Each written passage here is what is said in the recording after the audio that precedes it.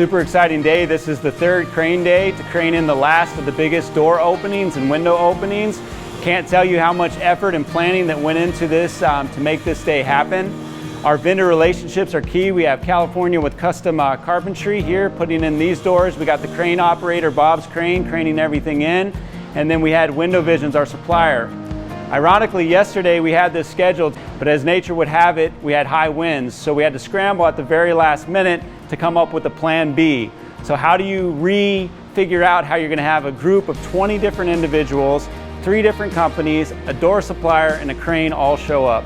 So we were all scrambling at the very last minute to make a lot of phone calls. Sure enough though, they came through at the end and all groups came together, and we have about 25 people on site today to actually make this happen. So you can see the size difference behind me here. These are about 144 inches tall, max height that we could possibly do. A lot of special engineering, consideration, and design elements that all had to take place. You can start to visualize the full height, how we had to align the heads, how we have to align the sills so that our floor dies in properly. But you can see what this door does with the full bifold, full view, so that actually from Tim's office over here, you get this full view all the way into the ocean. We were super excited to work with Western Windows and Doors.